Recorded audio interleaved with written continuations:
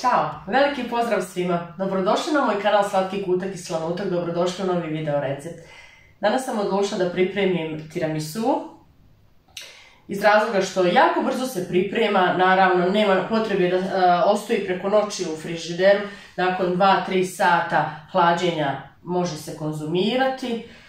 Što se tiče sastojaka, jako malo namirnica je potrebno. Znači, kao što sam rekla, brza izrada i da počnemo sa pripremama.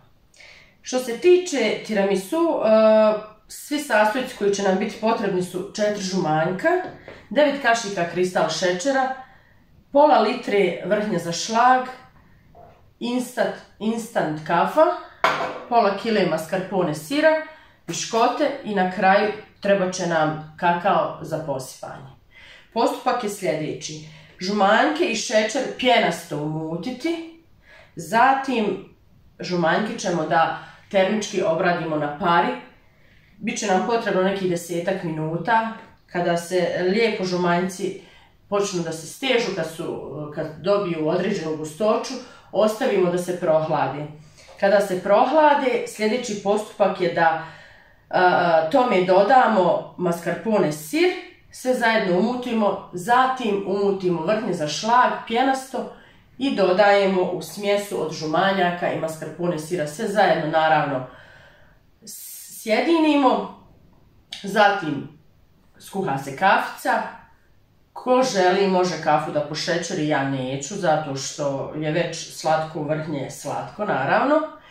I idemo na redanje, znači umačemo piškote u kafu, poredamo, možete u obruč, možete na tacnu, naravno možete i u čaše, tiramisu u čaši, s tim što ćete na malo manje komadiće da izlomite piškote, naravno opet kažem umočite ih u kafu, poredate, dobit ćete identičan dezert kao što bi izgledao kad bi ga napravili u obliku kolača ili turte. Naravno, kada sve završimo, kada složimo sastojke, ostavimo u frižider sat i po do 2, više nam nije potrebno vremena, pospijemo obilno kakao i imamo gotov dezert za konzumiranje.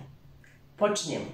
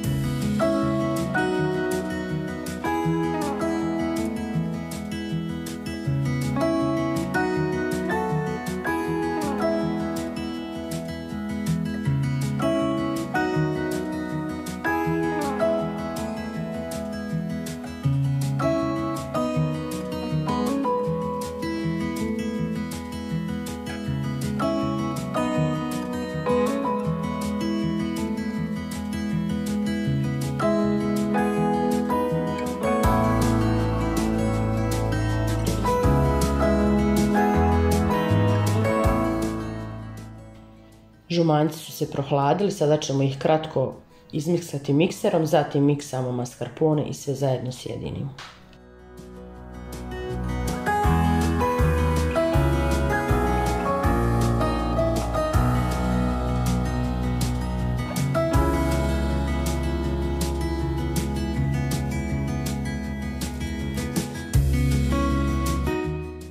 Sada ćemo izmiksati slatko vrhnje ili vrhnje za šlag i dodati u mascarpone i žumanjci.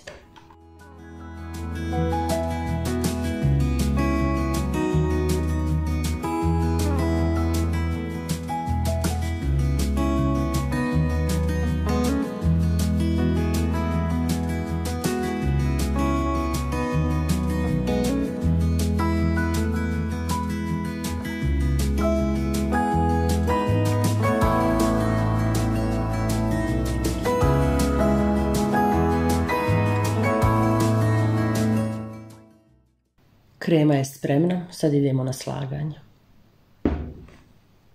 Znači, prelazimo na redanje. Imamo hladnu Nes kafu, piškote, samo kratko brzinom umočite u kafu, poredate naravno na tacnu ili u čašu kako vi želite. Stavljamo kremu, sljedeći red piškota, opet krema i ostavimo da se ohladi.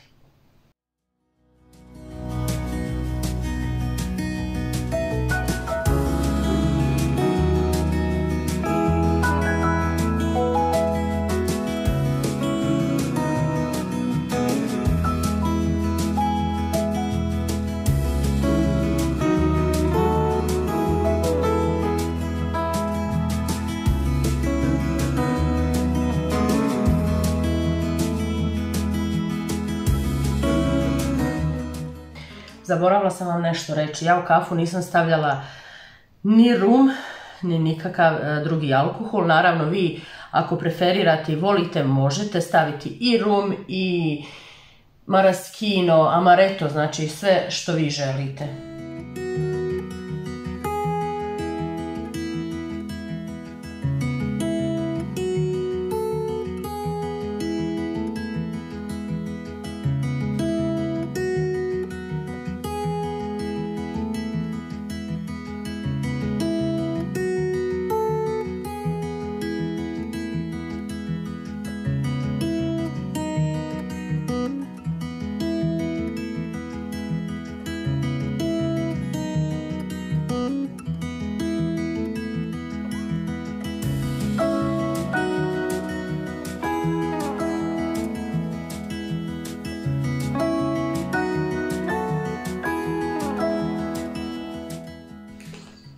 Sada ostavljamo sat i pol do 2 u frižider, zatim za kraj samo posipemo kakao i to je to.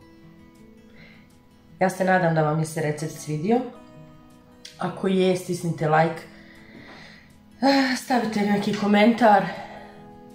Naravno, svi koji još niste, imate naravno vremena, zapratite moj kanal i vidimo se u sljedećem videu. Ćao!